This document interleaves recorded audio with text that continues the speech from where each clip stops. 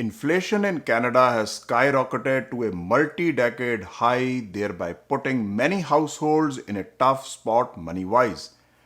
Let's explore in this video what is inflation, how it is calculated, what Bank of Canada is doing to control it, why we feel it is actually more than what Stat Canada is saying, and at the end, my perspective about this indirect form of taxation that is eroding our purchasing power. Hi, my name is Sunny and I make content that affect a common man financially. So let's dive into today's topic, inflation and interest rate. If you're new to this channel, please subscribe to it alongside smashing that like button as that will help me with the YouTube algorithm, which of course will be highly appreciated. Inflation is the rate of increase in prices over a given period of time, which typically is a broad measure about cost of living in a particular country. It is one of the major responsibilities of any central bank, while on the other hand, politicians have won and even lost elections depending upon how successful they were in combating inflation. In 1974, US President Gerald Ford even called inflation public enemy number one, signifying the level of importance inflation has for the economy. A healthy rate of inflation is good for economy, but too much of it becomes a drag on the economic activity as it takes away the purchasing power of a common man. The economists use Consumer Price Index or CPI to track inflation, which basically is a basket of goods and services that we all use every day, like food, shelter, clothing, transportation, etc. This list may not be exhaustive, which is re-evaluated on a regular basis to keep track of their changing prices. I know it is much more complicated than this, but I'm trying to simplify as much as I can. There is another term called as core consumer inflation, which broadly takes into account price fluctuations that might be seasonal or temporary in nature.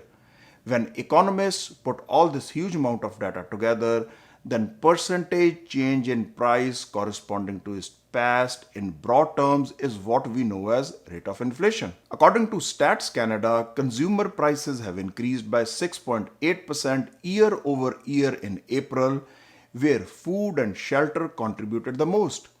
Because of Russia's invasion of Ukraine, energy prices have skyrocketed, which are clearly evident from gas prices touching $2.30 a liter across Canada. If you ask me, it's just the beginning as summer has arrived, that too after 2 years of shutdown nationwide because of COVID-19. But actual price of goods and services that we buy on daily basis like fresh vegetables, meat, milk, fruit, and even a cup of coffee have all gone up much more than government suggested inflation of 6.8%.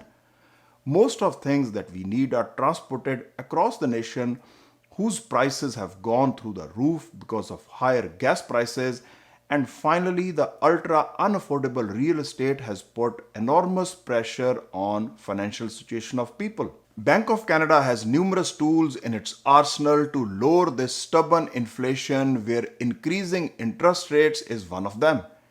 They have increased the rates by 0.5% in early June, whereas few days ago even the US Fed has jacked up interest rates by 0.75%, which is seen by many experts as first of many increases both the countries have to undergo. Now they have realized that inflation is not transitory. Thus, Bank of Canada has indicated they might be going for either 0.5% or 0.75% increase in rates in July. You will agree with me that checking inflation is an absolute must, otherwise it will create havoc in the economy. But I must say central banks are already behind the curve, which might be the reason why they are increasing interest rates rapidly now. With uptick in rates, asset prices are clearly on the decline, which is evident both in the stock market as well as real estate in North America. Now you will ask, is there a way you can take advantage of this financial upheaval while protecting yourself financially? I must say there are options available based on your risk tolerance.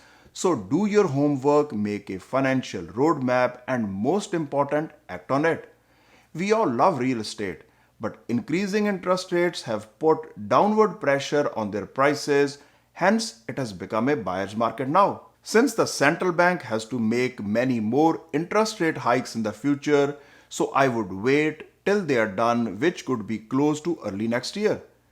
That could really reduce people's borrowing capacity, hence, the real estate prices are bound to fall.